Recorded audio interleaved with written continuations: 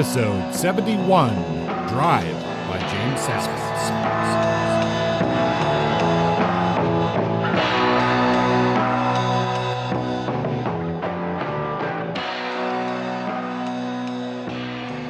Welcome back to the show, Point Blank listeners. It's time to sit down, buckle up, and get ready to discuss Drive. Joining me once again is my co-pilot, my riding shotgun. It is Justin. How are you doing today, Justin? I'm pretty well today, Kurt. It's been a little while. How are you doing? Oh, good. I'm glad after kind of a hiatus here to be back in front of the mic and talking about a book that I think I won't give anything away, but I think we both really enjoyed Drive by James Sallis. So I'm looking forward to talking about it. I don't know, anything you want to cover before we get into the book? No, I feel confident in saying that. Yeah, I think we're both going to have some good things to say about this novel. I feel like this hiatus has been good for me. There was a moment when I just didn't want to read any more crime fiction, and I think part of that is doing so much reading for this podcast and also just general life stuff. But I had lost the spark, and this is the kind of book that reinvigorated the spark for me. It has the right elements, and I walked away from this book going, oh, okay, I understand why. I remember why I got excited about doing this podcast in the first place. So that was, in terms of being, sort of like a turbocharge to my enthusiasm for the podcast, this book really hit the mark. Well, that's good to hear. And, I know recently you were in San Francisco, so maybe a little geographic change, a little, place of noir history there. Might have been a nice inspiration, but that's good to hear. Yep. I'm excited about this one too. For me, I have the same thing. Both of us have, unfortunately, this podcast is just a little side project really for us. We've had other things that are frankly just more important in our lives going on. But we also hit a period where I think, like you mentioned, I was kind of just not very enthused by crime fiction, partly because of the choices I had made of what I had chose to read. And I think it's worth noting that we had planned to do the novel Laura, which is sort of a classic 1950s era piece. And it's an okay book, I think, but we both read it and we both were just sort of like, I don't really want to do an episode on that one. Yeah. And I think that's okay.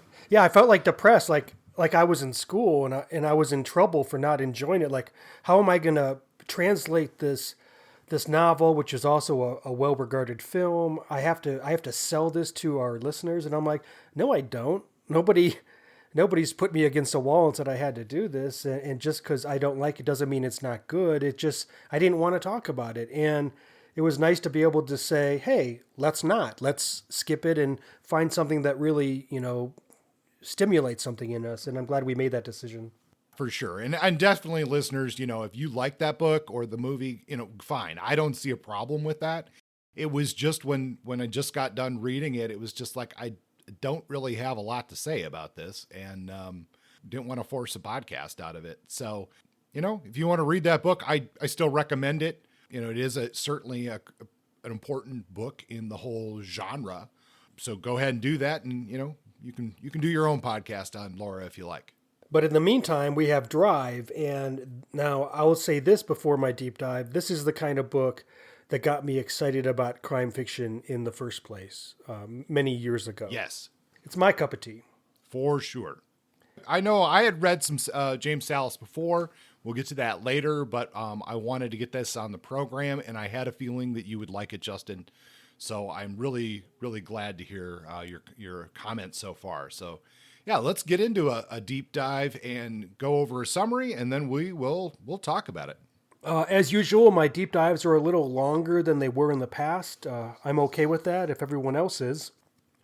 Thank you. I heard all of you out there. Yeah. Well, Justin, this book has been out there for a while and there is a pretty popular movie about it. So I think in this case, and it's also very short. So you could probably go read this in a couple hours and come back and listen to the show if you like. And I think that I'm going to reveal spoilers in this one, given its age and given the film.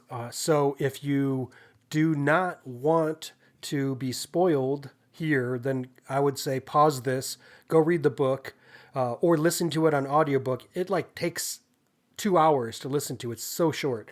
And then come back and listen to what we have to say. Because I feel like for some reason, I think the spoilers in this one are appropriate. And correct me if you oppose that, Kurt, but that's what I was going to do with this summary. I agree with your assessment. Go for it. Okay, cool.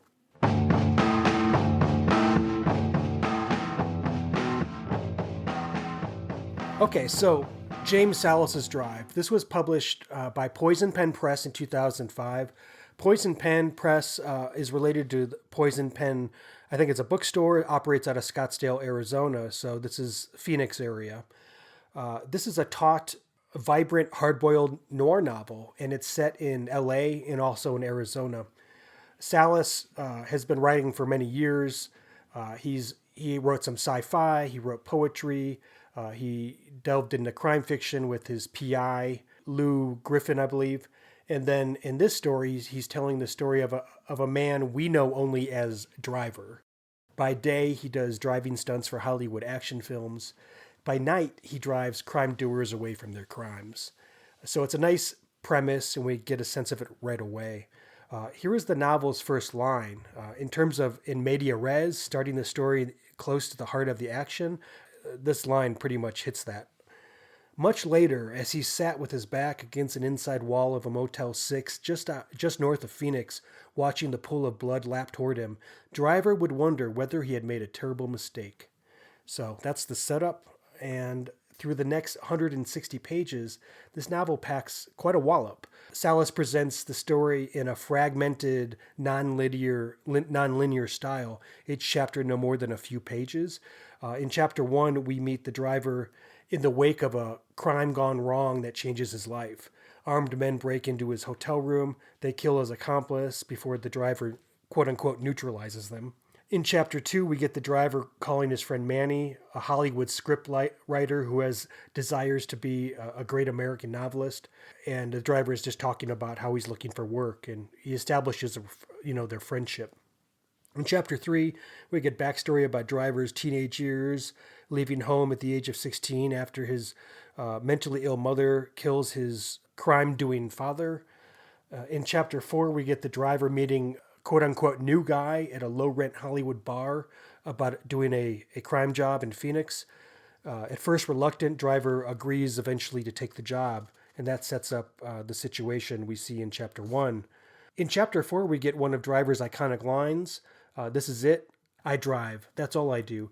I don't sit in while you're planning the score or while you're running it down. You tell me where to start, where we're headed, where we'll be going afterwards, what time of day.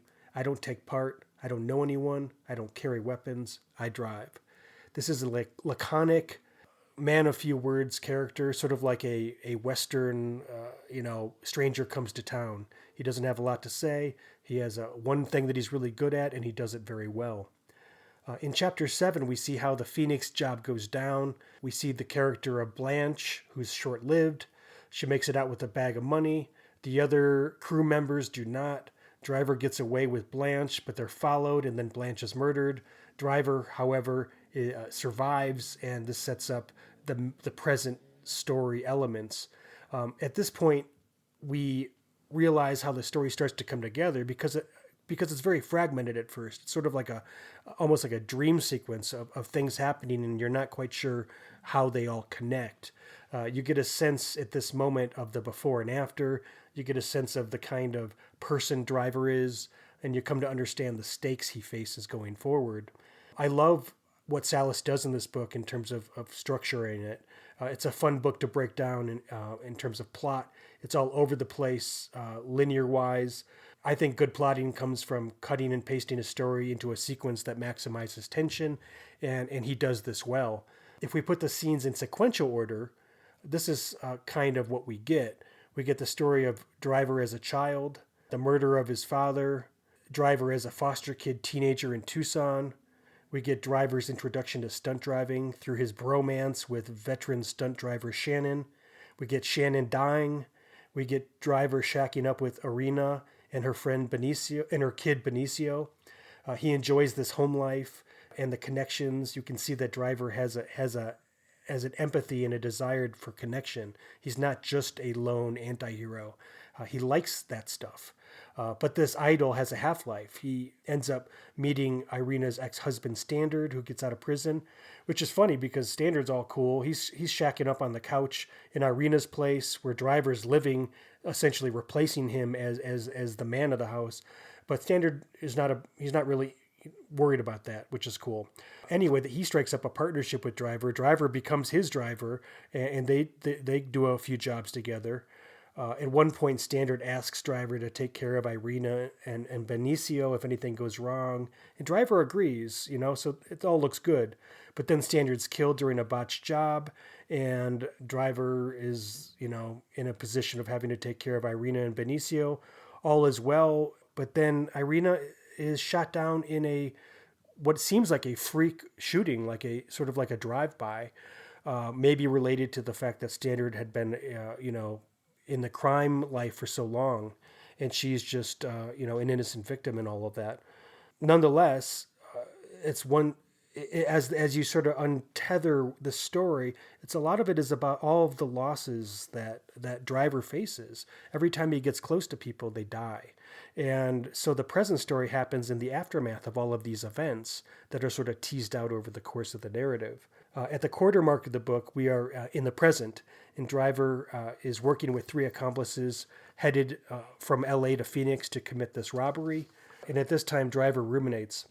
Things go wrong on a job. Sometimes it starts so subtly you don't see it at first. Other times, it's all dominoes and fireworks. This was somewhere in between. So we get the early on inkling that something's not right. And then, of course, the robbery goes bad because this is noir and all the robberies have to go bad. He sees the main guy, the guy who set up this job. His name is Cook. That's what we're calling him, at least at this point. He sees Cook firing on one of the other crew members as they were escaping the job, so we know that he's rotten. It's clear the whole thing was a setup. Driver and Blanche escape with $250,000. This is unexpectedly a lot of money, probably laundered mafia money. But their escape is short-lived. All of a sudden, we're back at scene 1, that opening scene of the hitman breaking into the hotel room. Blanche is killed, Driver survives. We revisit the beginning, and now we establish the narrative going forward. What does Driver do? Is this his breaking point? Essentially, yes. He has this money, and he's tired of being hunted by these largely incompetent hitmen. It's clear very early on that Driver, sort of like a little bit of a Jason Bourne character, he's picked up a lot of street fighting skills from his life as a stunt driver, because he kicks anybody's ass who fucks with him. But he's very unassuming. He just annihilates people who fuck with him. So Driver tracks Cook down, sort of confronts him and makes him pay for setting them up. Cook doesn't survive that. In Cook's car, Driver finds a bunch of flyers for Nino's Pizza. So this is a clue. And so Driver figures out where Nino's Pizza is and contacts Nino and offers to return the $250,000. He doesn't want a fight at this point. He just wants Nino to agree to let bygones be bygones. Call off the hitmen. Leave me alone. I'll give you the money. We're done. But Nino, of course, doesn't agree to that. He agrees and then backtracks on it, and that creates conditions for trouble. In a starred review, Publisher Weekly compares the novel to the work of French writer Jean-Patrick Machette. It's got grit and substance. Sallis is a literary writer, as I see it, who understands the power of a well-built plot, but there's also elements of existential noir, which is something that Kurt and I tend to be drawn toward. In a Lit Reactor article, and I can't remember the name of the writer, but he says, Sallis writes small. He's one of the few novelists working who understands that not every minute detail needs to make its way into the page. He doesn't paint a picture, he sketches it and lets the reader fill in the blanks. It's a writing style perfect for film because the screenwriter can do the same thing as the reader and still manage to capture all the details the author included in the script. As I see it, this might be why the book was so effectively translated into the 2011 film starring Ryan Gosling. Much like The Third Man by Graham Greene, the novel itself is short, almost a screenplay in length, with a plot realized enough to make for riveting film, but without the overwrought detailings that can get in the way of a rewarding translation. So we get to the end, and Driver, he confronts Nino. He gets to the bottom of the betrayal. We then meet Bernie Rose, Nino's partner. And in a sense, Sallis saves the best for last because Bernie Rose is one of the most interesting characters, I think. Bernie Rose they both came from New York. They're mafia guys. They're out in LA. Bernie Rose seems like a decent guy, though. He likes his 5 flavored shrimp. He likes his scotch. He doesn't like men who abuse their wives. We get a lot of strong opinions about this guy who sees the world very clearly in his own eyes. And he needs to deal with the driver. He confronts the driver. He contacts the driver. They have conversation. Once Driver kills Nino, Bernie invites the driver to meet him at a restaurant for drinks and for conversation. And they have a nice philosophical conversation about life and the choices we make and all of that. And at the end of it, at the very end of the story, they're about to shake hands and go their separate ways. Their work is over. Their problem is resolved. But then Driver notices a knife being pulled out, and he makes quick action to redirect the knife into Bernie's throat, killing him slowly. And the book ends like this. Far from the end for Driver, this. In years to come, years before he went down at 3 a.m. on a clear, cool morning in a Tijuana bar, years before Manny Gilden, his friend, turned his life into a movie, there'd be other killings, other bodies. Bernie Rose was the only one he ever mourned. And that's the book. To conclude this sort of rambling review, I love this book. I love the way it was written. I love the way it was structured. This is a smart, riveting, hard-boiled potboiler. I haven't done this in a while, but I'm going to give it 5 hits, 5 out of 5. Kurt. Ooh, yeah. A 5. I was hoping you'd like that. Wow. I'm impressed. I like that. Wow, that was good. That was good summary, Justin. Thank you. It is a hard book to summarize, I think, because of the structure. Yes. Which doesn't make it a bad plot or anything. It's just hard to put a summary together of exactly how it's happening. So thank you for that. I listened to it 3 times on audiobook. The first time to just absorb it, the second time to try to figure out what's really going on, and that third time was, holy shit, I have to write a summary of this thing. How do I make sense of it? I didn't want to get it wrong, so I had to take some notes because it's very nonlinear. It's almost like just a dream sequence of actions, and if you're not careful, Sure. It's hard to tell what happens when. Yeah, and I definitely agree. I read it first, and then I listened to it. Well, I actually just re-listened to it yesterday because it is so short as an audiobook. I do enjoy it. I really enjoy Sallis's writing. There's something there that, like you said, both of us are drawn to, that existential noir. There's also really a poetry element to it as well. At the end of the day, I'm really drawn to this type of crime fiction, and I think, we see that a little bit in Paco Ignacio Taibo's work. Yeah. I think we haven't discussed it on the show that much, but I'm a big fan of Ken Bruin. You see that in his work, just to name, 2 that I'm really drawn to, but this is definitely and I realize that it's not necessarily the type of crime fiction that's for everybody, but it really hits the mark for me. Yeah. I'm going to give it a 4.5 out of 5. Fair. I love the book. There's only one reason for that, and that is every time I read or listen to the transition between basically the first, it's not really two, it's not, you can't really neatly put it into acts, but when the second heist with Nino and Bernie happens, each time I get lost somewhere there. There's like something, and this just could be my brain, but that's why it's not a 5 for me. Yeah. I like it, but there's something about that transition that just throws me, and that's okay, but it is still an excellent book. I really, really like Sallis's writing. I love the existential element to it. One of the reviews I looked at it even compares it to a writer like Camus, which we've talked about on the show before. Yeah, horses. I've also read some of the Lou Griffin books. I thought I'd read all of them, but I guess not. 3 out of 5 or something. Those do many of the similar things. They're not quite the same structure. They're a little bit longer, but they still have these time jumps, these reflections. I think it works very well in his writing. And it's another example of this, really, like you mentioned, he writes small. And I really love that saw that same article and I looked at that. I really love that idea of the sketch versus the painted picture. And again, that's such I've seen the reviews of this book is almost as if it wasn't planned, or is almost as if somebody is telling you this story at the bar or something like that. Yeah. It seems in a way very casual, but that's not easy to do. No, and like I say, it's deceptive. It looks as if, well, maybe he's just sort of making it up as it goes along and putting things in whatever order feels right, sort of intuitively. But that's sort of betraying a deeper commitment to structuring this in a certain way to maximize the like emotional beats and maximizing the tension. Because if you break it down and try to tell this story in a linear fashion, it ends up being very boring. Like there's a whole lot of nothing really happening, just like the sad life of this guy who doesn't talk very much until Act 3, and then there'd be like he decides to go on a rampage. Up to that point, it's just him being mopey and everybody dying around him. So there's not really a way to tell that effectively.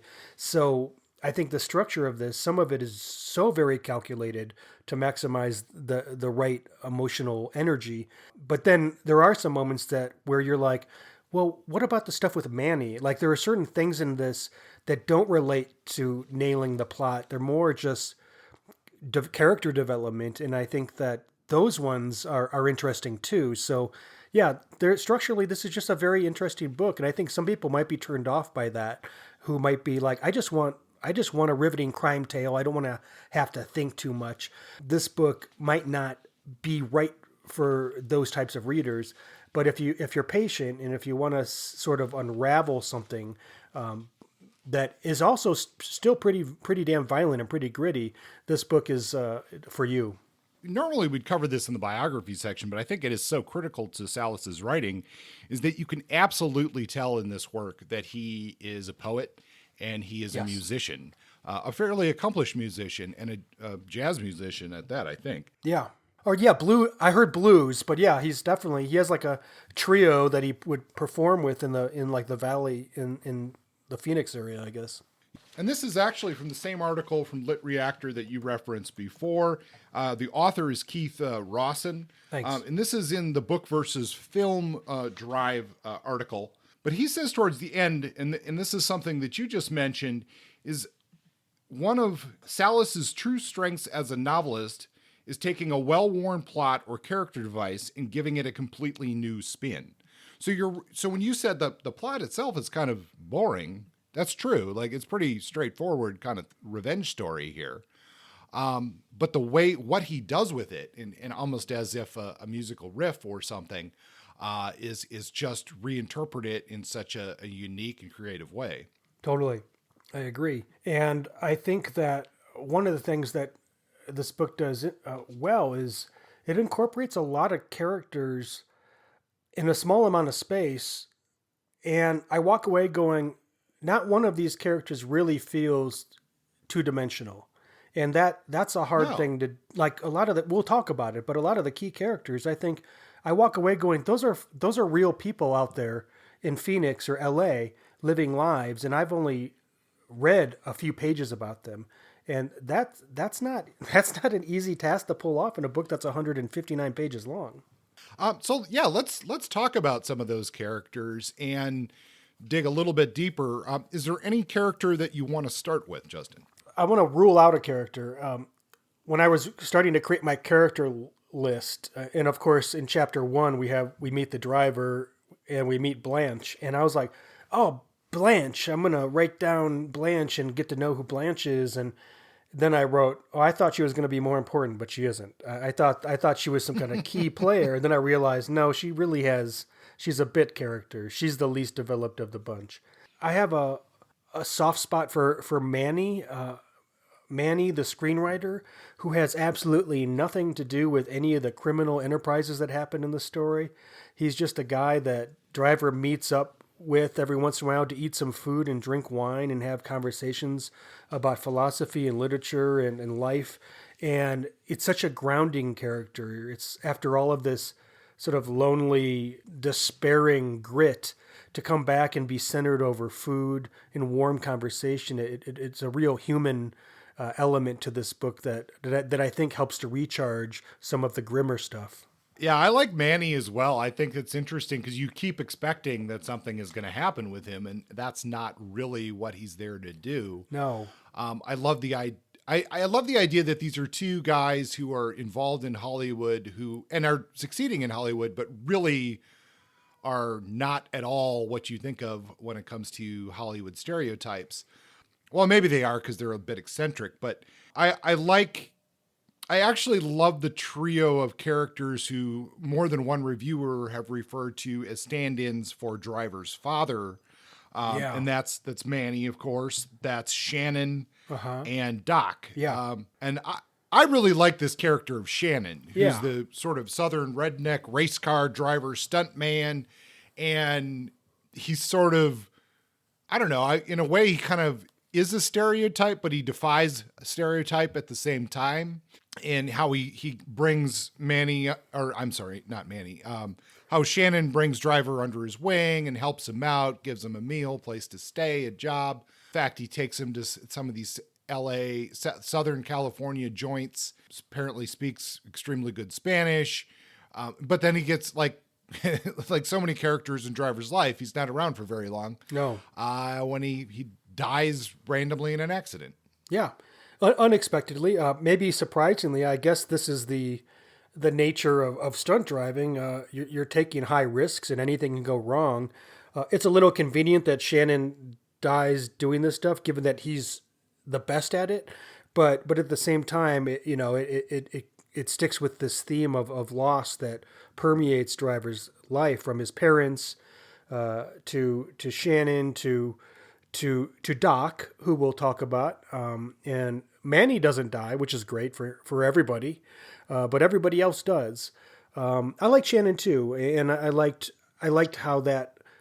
It was nice to see how the driver became who he is. It wasn't just random, and had we not had Shannon sort of take him under his wing, we would have had some questions about how he found his way from being this sort of foster kid hoodlum in Tucson to having this fairly satisfying career opportunity.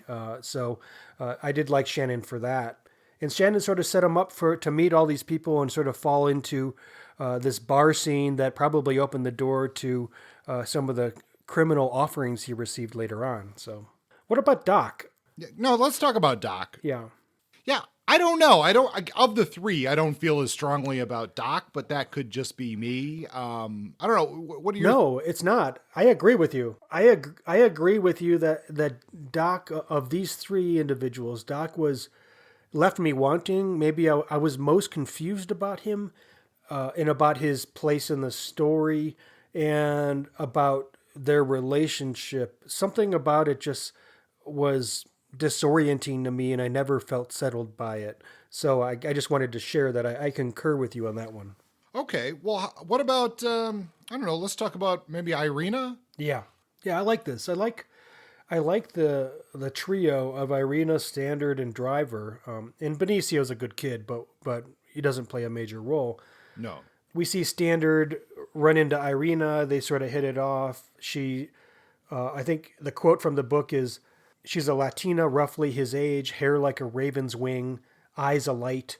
He wished to hell he did need help, but what he had in his arms was about everything he owned.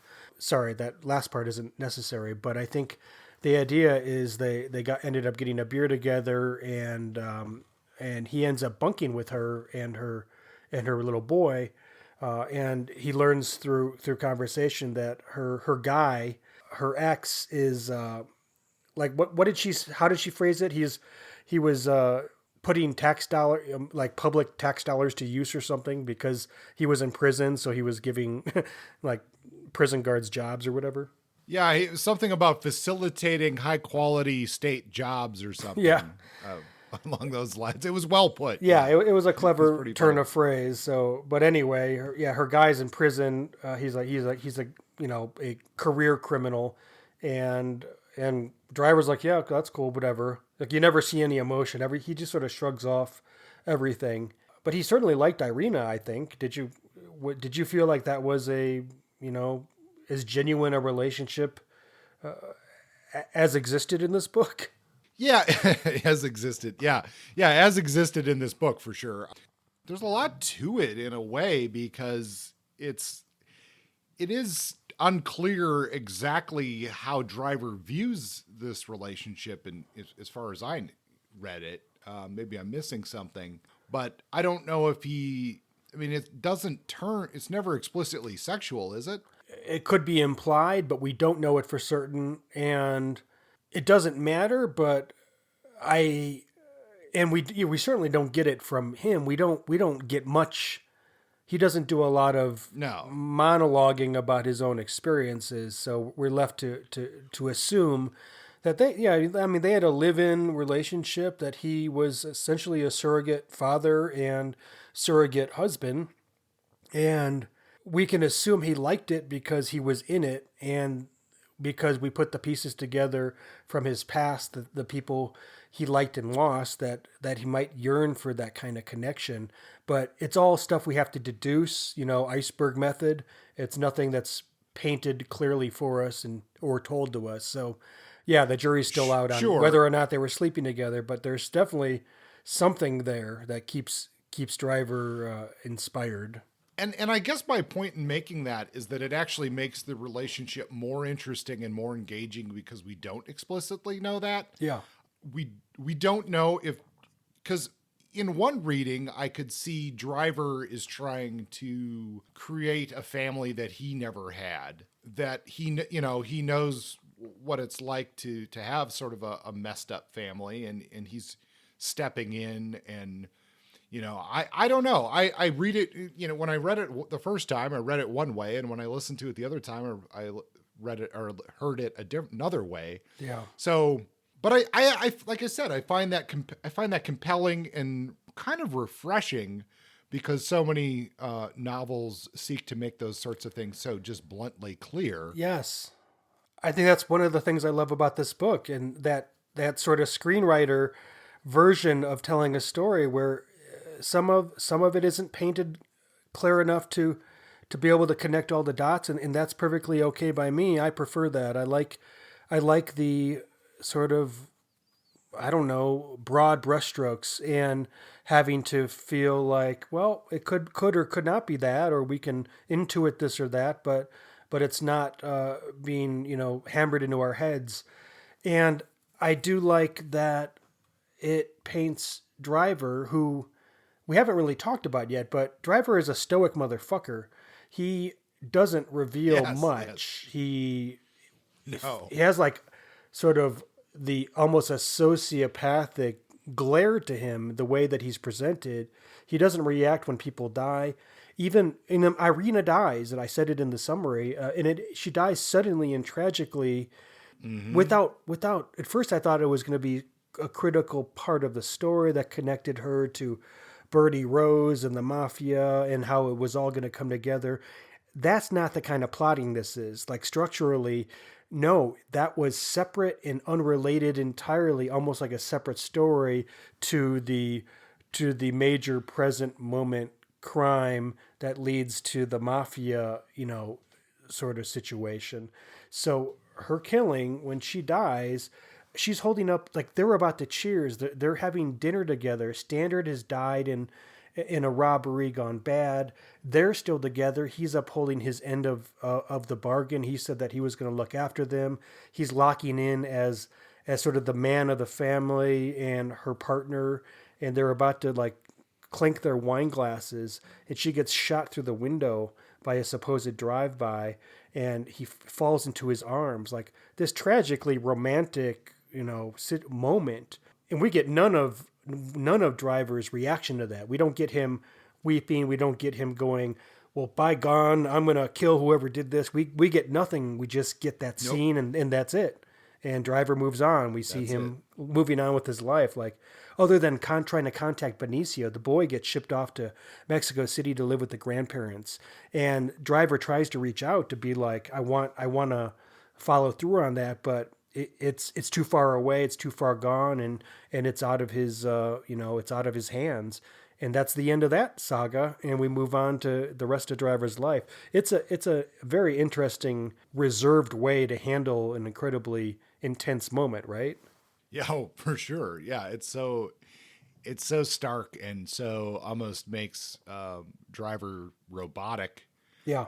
But it just, I don't know. I'm just thinking about it now, and we're not really in this episode. We're not really going to talk about the film. Have you ever seen the film, Justin? I have not, and I've made a commitment not to see it until after we recorded this episode.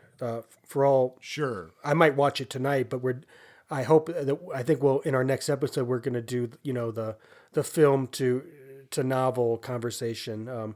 But no, I have not seen the film. I have read just enough about it to know that they ain't the same exactly.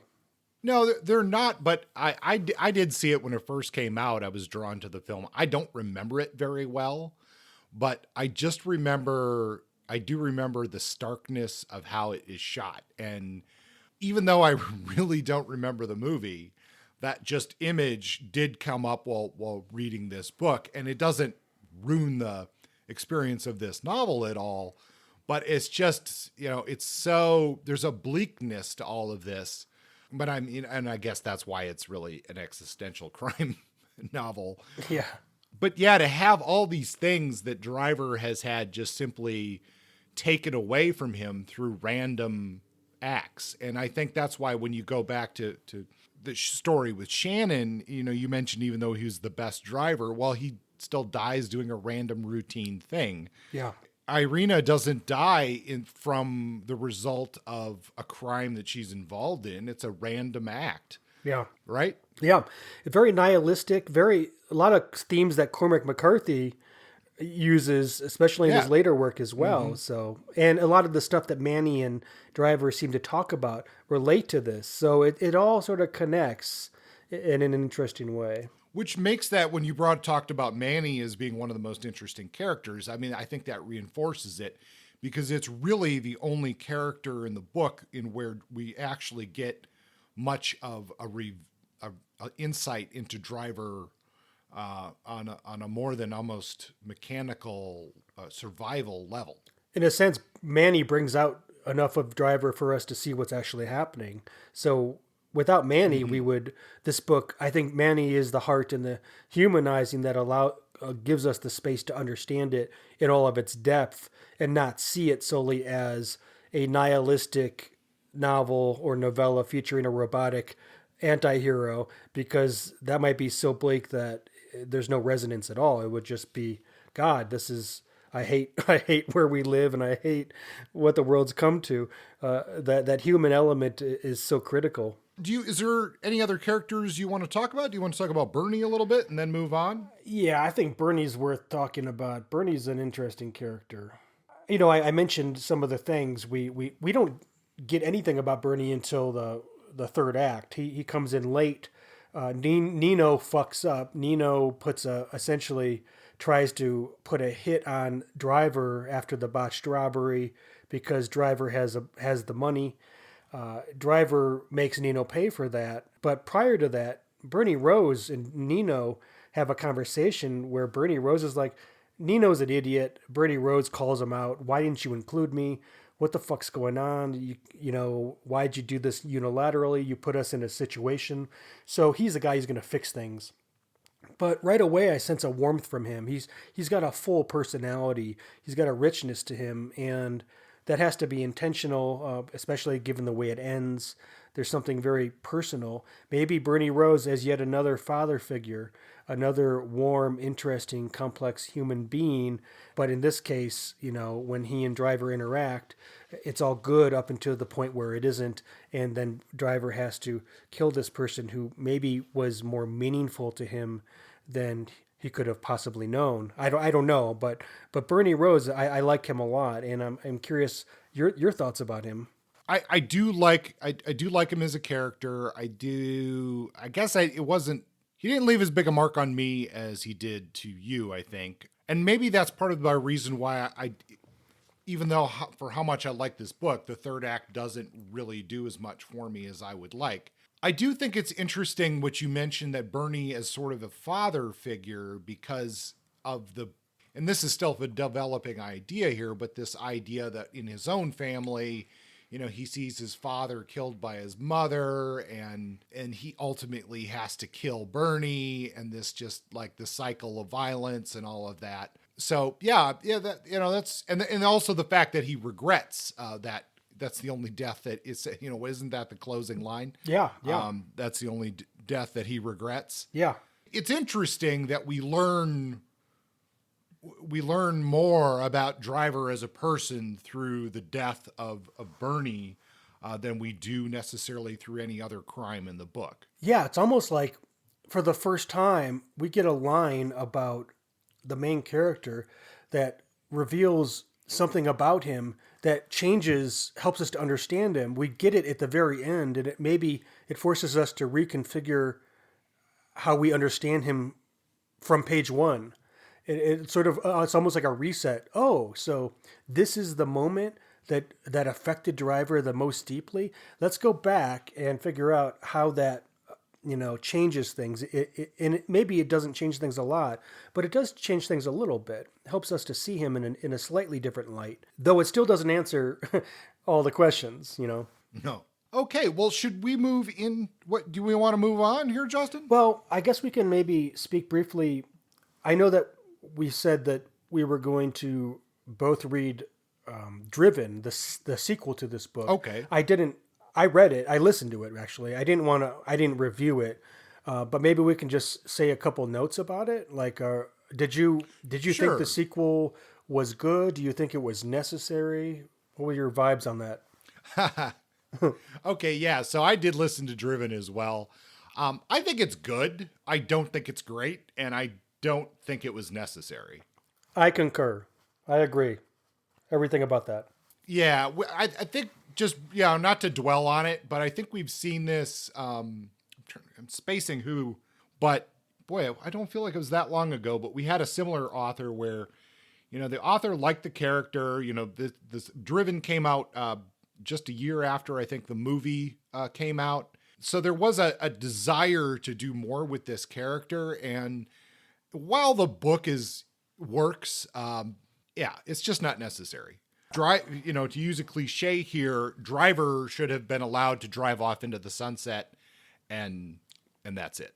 Well, I thought the ending to Drive was great. It gave us and it didn't even have to, but it gave us, until this moment when the driver gets, taken down in a Tijuana bar in some distant future, and it gives us this sort of these little teasers of what happens into the future, and gives us an emotional sort of powerful punch to carry with us to the end of the book.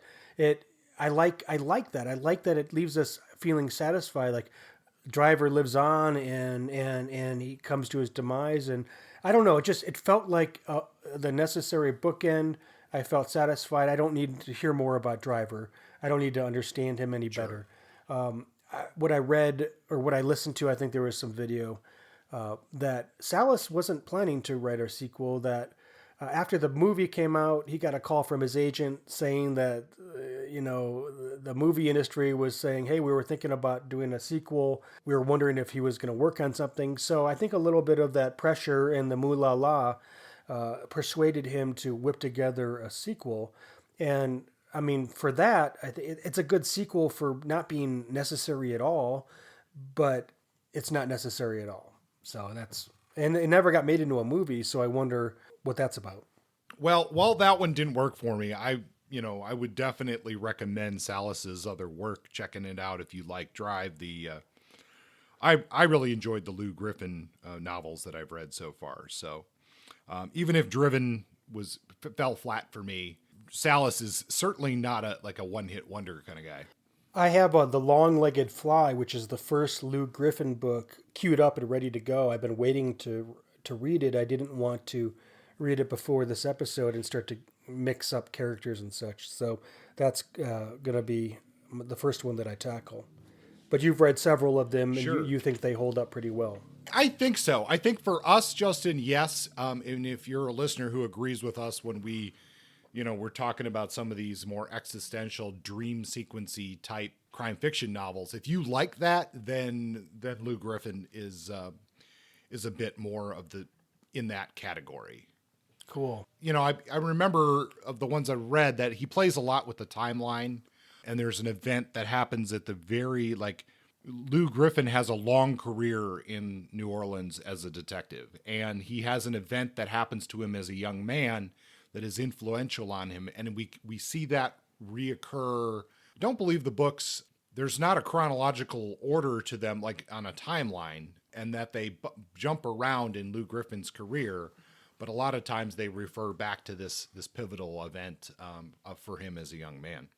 Well, I'm excited to read that. Which actually. Oh, go ahead. Oh no, I was just going to say when I say that aloud, I see some parallels here with Driver, and how this event for him as a young man is pivotal to the story as well. Interesting. And that reminds me, Sallis isn't only a crime fiction writer; he's also written sci-fi, and he sort of cut his teeth on sci-fi early on. By chance, he also wrote a biography about Chester Himes, and wrote a biography, sort of like a collective biography that explores the work of three of our favorite writers, Jim Thompson, David Goodis, and Chester Himes. So he's got a lot of interesting work that he's accomplished, but specifically his sci-fi. Have you read any of it? No, none of the sci-fi. I'm kind of curious though, because I was reading in one of the articles that mentioned that about how even though he was very influential as a editor and stuff, his own personal work was a little less regarded because it played too much on the avant-garde French styling and just not really fitting the market of sci-fi. Aha. So, and I guess you could really see that. I mean, if that's a common theme in his writing, kind of blending into his biography here too. But I thought it was interesting to learn that Sallis's brother, John, is a philosopher who's written almost as many books as he has. And if the two of them, I think there's some interesting things going on there, because I wouldn't be surprised to know that dipping into philosophy has not also influenced James Sallis's work. Sure. I'm sure they cross-pollinate in conversations, over dinner. Yeah. Well, do you want to talk any more about the style of Sallis? I mean, we've been kind of talking about it throughout the whole thing. It's interesting because it's hard to separate, I think, Sallis's style and influence from the book, more so than I think a lot of other authors, where we can more neatly talk about plot and character. Yeah, But is there anything there you'd like to mention? I mean, nothing that really hasn't been stated before. He does an interesting thing of combining the sort of taut, gritty, hard-boiled writing style of some of our favorite hard-boiled writers. And I think of David Goodis as an example of this. But I also see him playing with literary form in a way that a lot of writers do not do, and that's his sort of cut and pasting of the sequence to create emotional payoff. Also, the sort of terse, short chapters that give us little glimpses of almost like a flashbulb of a moment, and then we come back to it later or we don't, and we're left with more impressions and fragments rather than a complete picture of a commercial best-selling crime narrative.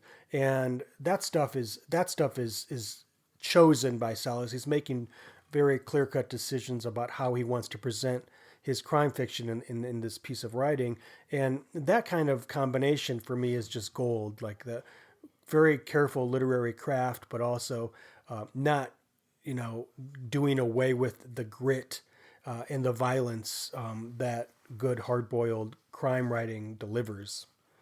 So I just commend him for hitting that combination very well and delivering pretty well-developed characters in such a short amount of space. That's the poet's attention to well-chosen details. Yeah, that's a good point. I think it's interesting too that when you look at Sallis's career, I think with the film, he's obviously better known than he was. But I feel like I don't know. We've looked at a lot of articles about crime fiction, and it's kind of strange, like where his name will pop up and when it doesn't. I kind of get the sense that's, and I hate this phrase, but I feel like Sallis is a little bit of like one of those writers. Sure. And, even when CNN interviewed him a while, actually, I think when the movie came out, they called him one of America's greatest crime writers that nobody's ever heard of. It's fair. And that, I don't know. That's just, I mean, it's kind of fair. Sorry? He wasn't on my radar, and which is shocking. I mean, not shocking because everything's on my radar, but shocking because I'm a junkie for crime fiction set in the Southwest, and most of his stuff set in, well, I mean, some of it, this is set in the American Southwest, his Drive novel and some of his other work, and he's based in the Southwest. He lives in the Phoenix area, and he wasn't on my radar for the first couple years of this podcast, so that might just be timing or whatnot, but I would have expected him and his style of writing to appear to me quicker, so... Maybe, Justin, it's worth us considering, and I mean, we always do this where we say we're going to do future episodes, but it might be kind of interesting not to necessarily read something new, but to sort of compile like a mini episode or something about some of these writers that are in this space that we have routinely read and said, man, this is really what is good for me.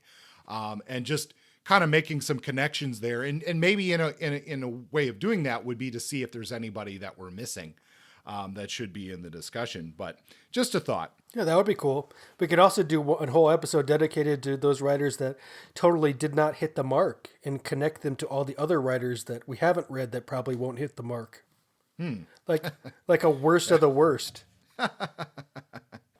As we've done in the past with this show, we tend to not go into a real deep bio of authors who are still alive.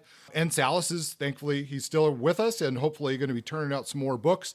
I will give just a brief overview because I do think his life is pretty interesting. And he's kind of one of these people who's been very influential behind the scenes in the literary world. He was born in Helena, Arkansas, 1944. As I mentioned earlier, he's got an older brother, John, who's a philosopher. I thought it interesting, and he mentions this in his own biography, that he grew up, where he grew up outside of his window, he could hear a drive-in that was playing music all night long. And that has been an influential thing in his life throughout. And as we mentioned, he's a musician. He plays with his band, the Three-Legged Dog. He's also performed with other musicians and solo. He has 18 novels, which he says, and I thought this is funny, that he has completed by mostly wandering around the house. I don't think that's true, but whatever. A lot of short stories, poems. He's written some books about music, criticism. Like you mentioned, he's got a biography of Chester Himes and some other crime fiction writers. He's been the editor of New World's science fiction magazine. He's been a reviewer for New York Times, LA Times, and the Washington Post. And I don't just mean like did one or two reviews, like lots of reviews. He's been a columnist for the Boston Globe and the Magazine of Fantasy and Science Fiction. He's also taught novel writing. As far as awards, he's received a Lifetime Achievement Award from Boucher Kahn. He's gotten the Hammett Award for Literary Excellence in Crime Writing.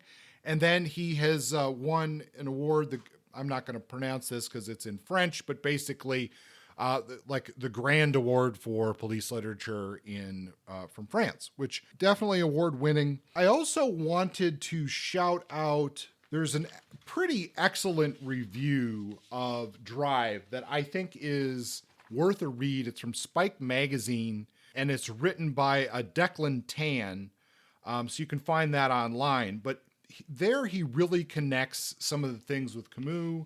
He talks about the existentialism. And I liked this, that he calls the action of Drive the story of a man chased by time. And he also likens him to be a neo-Western gunslinger who never uses a gun. Yes, I get that. I kind of like that. And I do think it's a short review, but it's well worth a look if you're interested in that. But so that's James Sallis.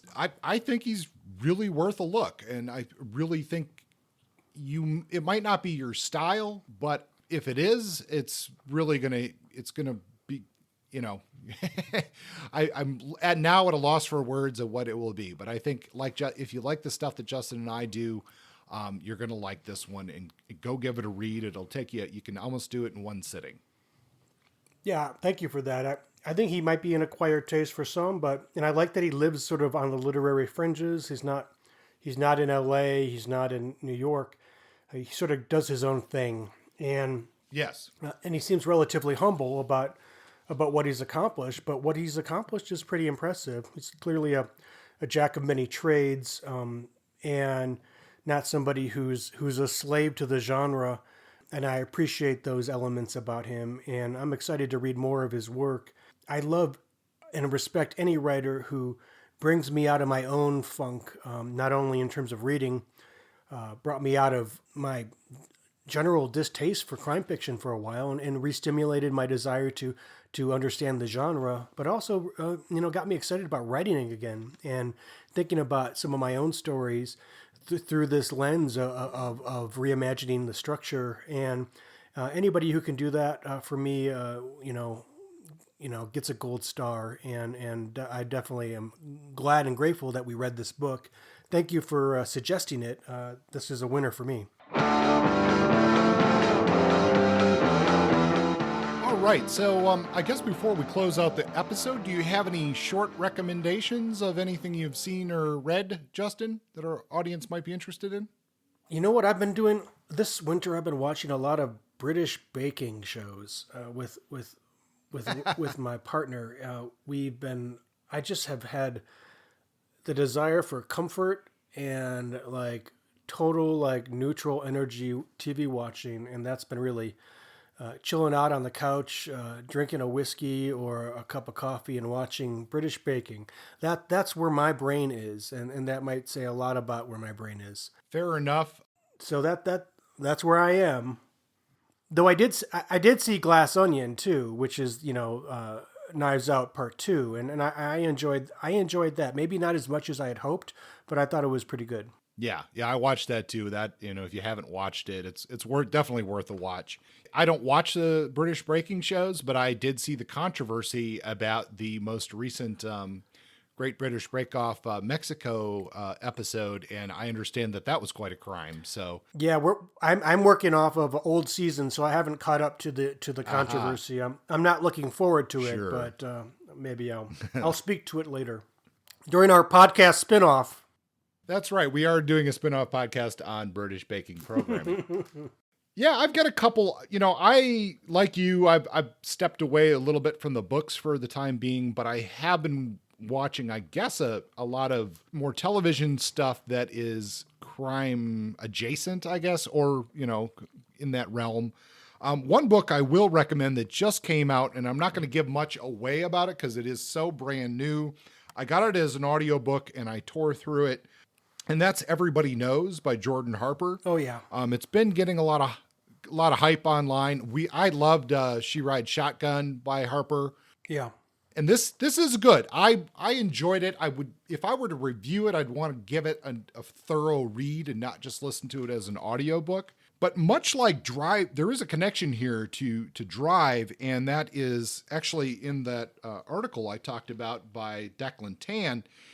He mentioned Sallis speaking about Hollywood as, quote, vacant and empty, even nihilistic, as its fame-hunting inhabitants, a city of life substitutes full of avaricious, death-ready, hallow men. And Harper, in Everybody Knows, certainly speaks to that nihilistic Hollywood experience. If you like crime that takes place in LA and dissects the decadence and corruption of Hollywood, then I think you will really love Everybody Knows. My only thought about that is a theme that is a little overplayed.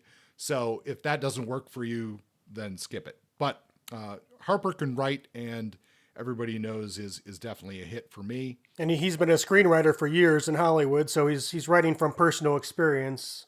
That's right. He did mention in a couple interviews that he's talked to a lot of the people who do the jobs in the book that that the characters and everybody knows. And he said that he uncovered so many things in his conversations that are so frankly disgusting about Hollywood that if he had written them on the page, nobody would have believed him. So, I would imagine that's actually true. So let's see what else. I also did Glass Onion. I think that's a thumbs up for me. I don't know if it's really a crime show or not, but I watched both the first and second season of White Lotus. There is a death that occurs in both of those series at the beginning of each season. And then we're sort of left to wonder who is the person who died and how did it come about. So I enjoyed that, especially the first season is to me really top notch writing and acting, really a good show. So yeah, there's probably some other things that we maybe in a future episode I'll recommend as well, but just not getting a lot of books read recently. So grad school will do that to you. You do a ton of reading, but not a lot of completing of books. Yeah, it'll grind you down too. Yes. So anyway, for future episodes, Justin, what are we looking at?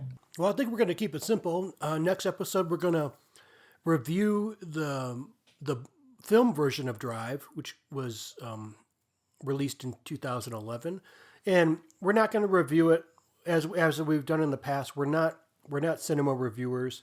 We don't have the language or the discourse. We're going to review it more like a comparison contrast to the book, our experience with it, and how it made us think about the book and maybe in different ways. That'll be a shorter episode. Then 73, I think, is when we will review The Third Man by Graham Greene. We'll focus on the book, which is a novella-length book similar to Drive. And then the following episode, we'll do the film in the context of the book. And that gets us through the next few episodes. And that's all we're going to share with you now because we have been molasses slow on reviewing and recording episodes, and we don't want to put any more pressure on ourselves. We get too ambitious sometimes, and we just don't have the time and the energy right now. But we're coming maybe out of a little bit of a dark period and starting to warm up to some things. So bear with us. We're seeing how it is. We're hoping to get to 100 episodes one of these days, and that's that. So how do they reach us, Kurt? Best way, if you have a specific question or comment, is to send us an email at pointblanknoir@gmail.com. If you want to get in touch with the Point Blank community, we have a small group on Facebook, Point Blank Noir and Detective Fiction, Hardboiled Noir and Detective Fiction. Not too many posts there, kind of ebbs and flows as far as traffic. We also have our main page, but most of the posts and things are on the group page. As far as that, those are the best things to do. We are on Twitter. Are we on Twitter? Yeah, we have a Twitter page. Yeah. I check it every once in a while. That's about it. Okay, so you might find us on Twitter, but really, if you want to have a direct conversation with other listeners, the Facebook group is the way to go. And I guess with that, we will say goodbye and see you next time. So long, folks. Be safe.